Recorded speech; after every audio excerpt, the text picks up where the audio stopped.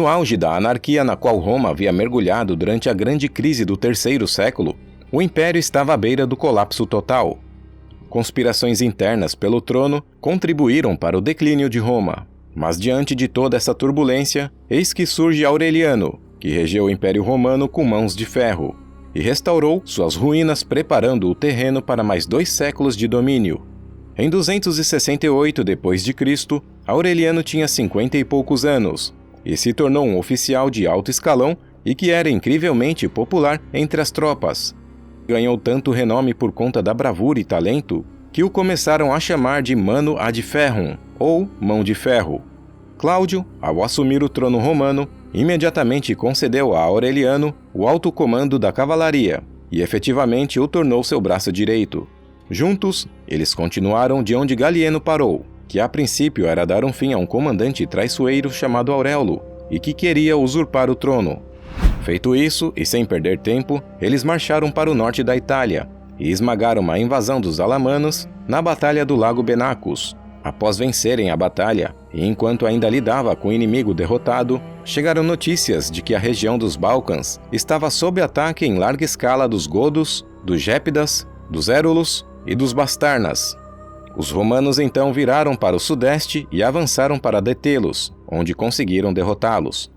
Aureliano teria desempenhado um papel decisivo, mas antes que o imperador Cláudio Gótico tivesse chance de comemorar, ele morreu de peste no início do ano de 270, desencadeando outra luta pelo poder.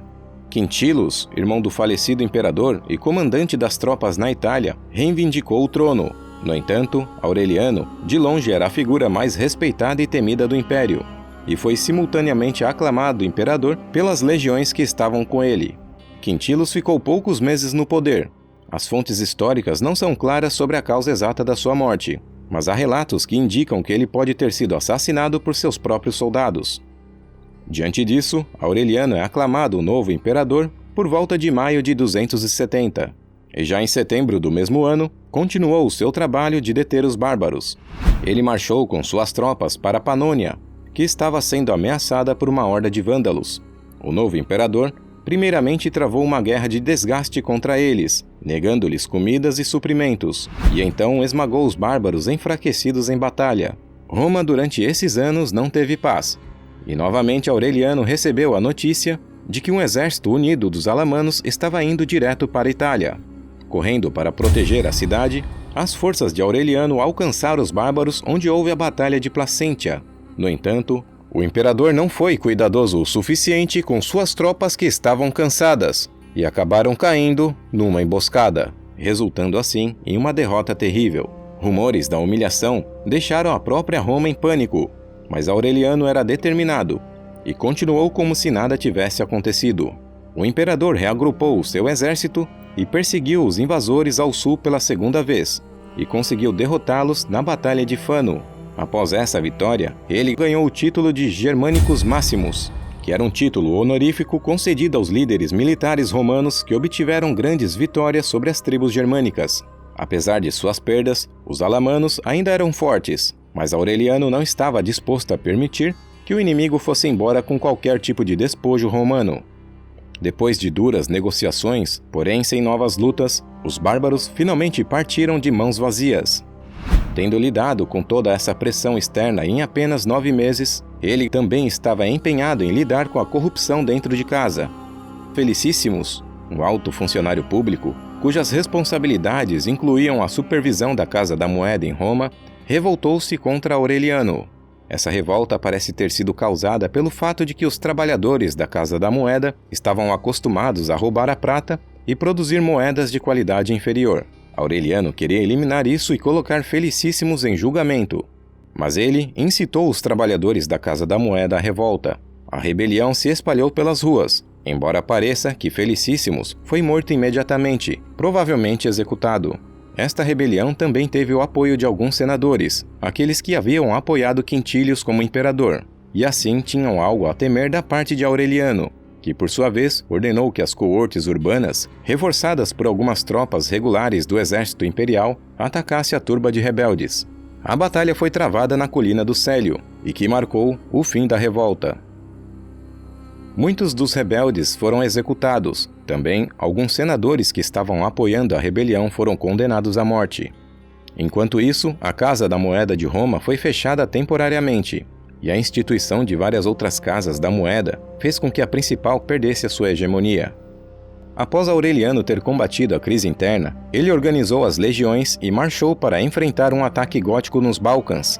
Ele chegou durante o outono de 271 e rapidamente os empurrou de volta pelo rio Danúbio. Não contente em deixar os bárbaros escaparem tão facilmente, o imperador cruzou o rio em território inimigo e derrotou os godos decisivamente, e matou também o seu rei Canabaldes, ganhando assim o título de Góticos Máximos. É possível que este governante gótico, Canabaldes, fosse o mesmo indivíduo que havia derrotado e matado o imperador Décio 2 décadas antes. Após a batalha, Aureliano decidiu abandonar a província da Dácia por ser muito difícil e cara de defender. E para resolver este problema, ele ordenou que todas as forças legionárias e cidadãos se retirassem da região, abandonando efetivamente a província. A fronteira foi consolidada e encurtada na margem próxima ao rio, e um acordo foi negociado com a tribo de alemães amigos para se estabelecerem na área abandonada. Com o Império seguro por enquanto, Aureliano começou a reunir um dos maiores exércitos do terceiro século. Durante os meses de inverno de 271, o imperador reuniu uma das unidades militares mais veteranas do Império. As legiões vinham da região da Panônia, Récia, Nórica e Mésia. E para completar, ele também trouxe soldados de elite leais que estiveram com ele desde o início, junto com contingentes de cavalaria que mostraram seu valor na Guerra Gótica. Quando a primavera de 272 estava próxima, ele marchou pela Ásia Menor. Seu objetivo final era recuperar a região do Oriente, e o Império de Palmira era o seu alvo. A rainha Zenóbia era quem governava o Império. Abrindo um parêntese, o Império Palmirense foi um estado separatista de curta duração do Império Romano, resultante da crise do terceiro século. O Império tinha o nome da sua capital, Palmira, e abrangia as províncias romanas da Síria, Arábia e Egito, bem como grande parte da Ásia Menor. Embora fosse separatista, no começo seu rei sempre foi leal ao imperador Galieno. Enquanto Aureliano cavalgava à frente de seu exército, ele também enviou uma força-tarefa naval para recuperar o Egito. Enquanto isso, ao norte, o avanço do imperador foi quase totalmente sem oposição até chegar à cidade de Tiana, que se recusou a aceitá-lo como imperador. Ele ficou tão furioso com este desafio que prometeu não deixar nenhum cachorro vivo assim que a cidade caísse nas mãos de seus exércitos. O cerco relativamente curto esfriou o temperamento de Aureliano, e ele percebeu que a clemência seria um curso de ação mais prudente a longo prazo. Então, ele ordenou que seu exército poupasse os cidadãos em vez de matá-los. Ele percebeu que deveria ser um libertador, e não um cruel conquistador estrangeiro. Essa notícia, por sua vez, irritou os seus soldados, que tiveram negada a oportunidade de destruir e saquear a cidade. Eles lembraram Aureliano da promessa que lhe havia feito, mas o imperador não se intimidou, respondendo: "Eu realmente decretei que nenhum cachorro ficaria vivo. Pois bem, mate todos os cachorros." Os soldados, que estavam furiosos, ficaram calmos depois desta piada e começaram a cumprir as ordens do imperador.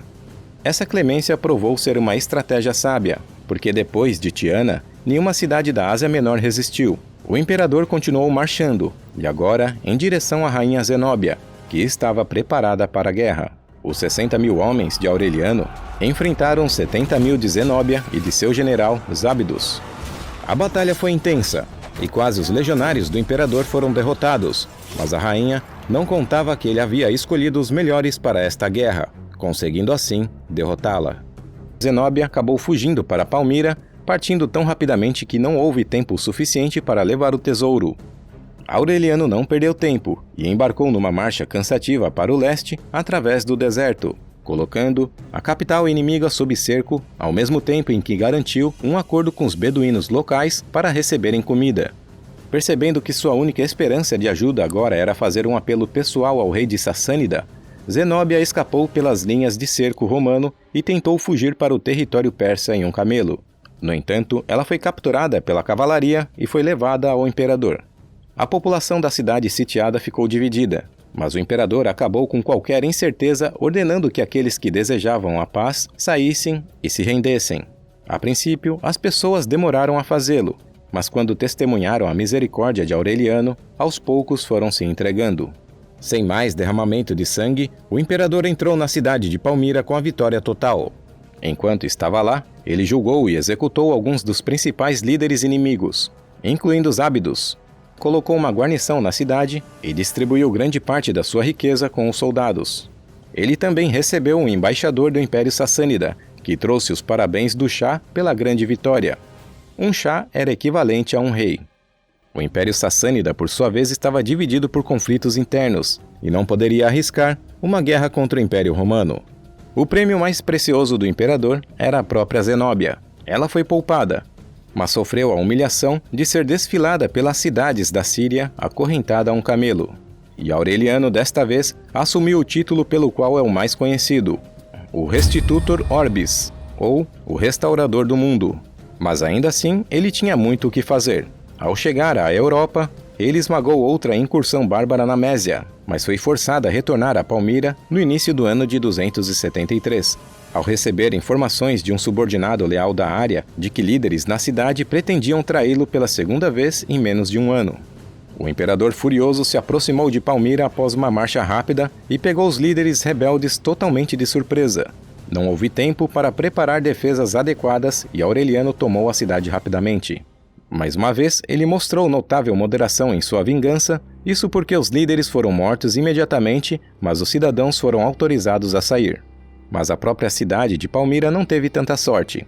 O imperador permitiu que suas tropas devastassem e saqueassem a problemática capital inimiga.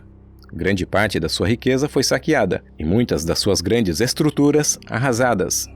Após este segundo cerco, Palmira nunca mais recuperou a sua importância e grandeza, tornando-se mais uma cidade provincial irrelevante na fronteira romana. Antes de voltar para Roma, Aureliano teve que marchar para o Egito e subjugar uma revolta naquela região que iria causar problemas de abastecimento de grãos em Roma. Feito isso e com todos os negócios no Oriente resolvidos, o imperador e seu exército de campo voltaram para a capital e começaram a preparar uma expedição para finalmente acabar com o Império Gaulês. E ele estava sob controle de Tétrico. Quando a campanha do ano de 274 começou, todos os preparativos estavam completos. Os romanos marcharam pelos Alpes até seu ponto de apoio na Gália e rapidamente tomaram a cidade de Lungduno. O Império Gaulês era fraco, mas mesmo assim, Tétrico reuniu as suas legiões no Reno e encontrou Aureliano perto de Chalon, no fim de fevereiro. Historiadores debatem o que realmente aconteceu, mas a disputa foi decidida antes que o primeiro pílon fosse lançado. Tétrico fez um acordo com o imperador para se submeter antes que qualquer luta fosse necessária. Seja qual for o caso, o império dissidente da Gália e na Britânia foi extinto. Suas unidades militares foram reintegradas ao exército romano, e o império estava inteiro novamente pela primeira vez em 14 anos. Com sua vitória agora, Aureliano voltou para a capital com seus espólios e com um dos maiores trunfos de toda a história romana.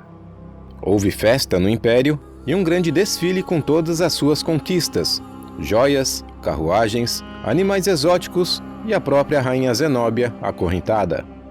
Quando chegou ao 5º ano de seu reinado, o imperador foi para o oeste para lidar com uma pequena invasão dos alamanos, e depois marchou para o leste na Trácia durante o verão. Como as fontes do 3º século podem não ser confiáveis, não há consenso sobre o motivo pelo qual Aureliano se mudou para o leste. A maioria dos historiadores acreditam que o imperador estava nos Balcãs para lidar com uma invasão bárbara ou para preparar uma grande ofensiva contra o Império Sassânida dominado pela Guerra Civil, cuja captura e humilhação de Valeriano em anos anteriores não foram esquecidas. Seja qual for o caso, em algum momento, em meados do ano de 275, Aureliano acampou em uma estação na estrada para Bizâncio, que ficava próxima ao Mar de Mármara. Era para ser seu lugar de descanso, mas um dos administradores de Aureliano, um escravo, conhecido como Eros, cometeu um ato desconhecido e lhe traria a ira do imperador quando ele fosse descoberto. Para se salvar, Eros encontrou uma solução desesperada. Como ele era capaz de imitar o estilo da escrita de Aureliano, ele forjou uma série de documentos acusando muito de seus oficiais superiores do exército de crimes e delitos e condenando estes mesmos homens à morte. Quando Eros mostrou aos homens esta lista, eles ficaram apavorados e reagiram muito rapidamente sem pensar. Um grupo de conspiradores desesperados e liderados por um general conhecido como Mucipo esperou até que Aureliano dispensasse seu guarda-costa e o esfaqueou até a morte. Quando a realidade do engano de Eros veio à tona, os oficiais que haviam assassinado o imperador se encheram com uma combinação de culpa, pesar e fúria. E tudo isso direcionado ao secretário desesperado, que foi amarrado em uma estaca e foi dilacerado por feras vorazes. A vida de Aureliano chegou ao fim em meados de 275, apenas 5 anos depois de assumir o trono. A dor atingiu todo o império quando souberam da morte de seu grande imperador. E para indicar a importância da ocasião, o Senado e o exército não se apressaram para colocar um novo imperador. Apesar de surgirem importantes nomes que o sucederam, seus feitos foram únicos. A sua coragem e firmeza foram marcados na história.